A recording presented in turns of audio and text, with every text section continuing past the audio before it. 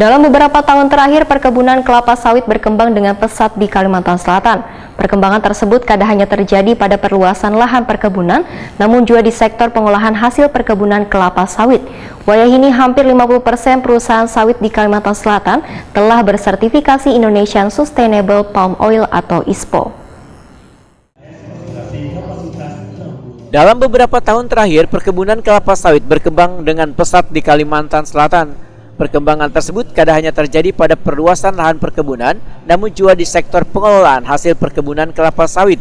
Kepala Dinas Perkebunan wan Peternakan Kalimantan Selatan Suparmi Wetakuni Primatipi Baisukan Senin 21 Maret 2022 memadahkan, wayahini hampir 50% perusahaan sawit di Kalimantan Selatan telah bersertifikasi ISPO. Dari 89 perusahaan sawit yang ada di Kalimantan Selatan, sebanyak 31 perusahaan telah bersertifikasi, terkecuali perkebunan sawit rakyat. Menurut Suparmi, ratusan ribu hektar perkebunan kelapa sawit tersebut di beberapa kabupaten di Kalimantan Selatan, baik yang dikelola oleh perusahaan maupun yang dikelola oleh swadaya warga. Seluruh perusahaan kelapa sawit di Kalimantan Selatan pun, ujar Suparmi, terus berupaya agar produksi kelapa sawitnya bisa meningkat. Pemerintah Provinsi Kalimantan Selatan sendiri selalu kerjasama dengan GAPI. Pertama kita apresiasi dulu pada PT Yas Group yang telah hari ini 3 sertifikat langsung diterima. Dari sisi kami kita terus berupaya bahwa seluruh perusahaan perkebunan kelapa sawit yang dalam hal ini seluruhnya jumlahnya 89, kita harapkan semuanya harus bersertifikat ISPO nantinya. Saat ini kan baru sekitar dengan tambahan TS ini nambah.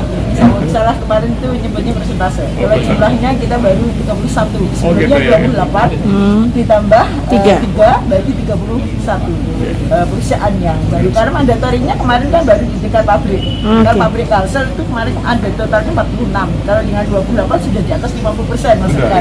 Nah, sekarang karena mandatorinya tidak hanya di pabrik, di perkebunan, bahkan nanti di perkebun sawit rakyat semua harus ISPO. Jadi kita saat ini total baru 31. Untuk TBS-nya di atas 5 juta, sekitar 5.300.000. Untuk CPO-nya sendiri 1.500.000. 2021 tadi Bu ya. Kalau target 2022 apakah akan sama atau akan ada kenaikan? Otomatis kita pasti targetkan ada terjadi peningkatan. Suparmi menambahkan, sejak akhir tahun 2020, harga kelapa sawit di Kalimantan Selatan terus mengalami peningkatan. Bahkan harga kelapa sawit dipastikan akan naik di tahun ini.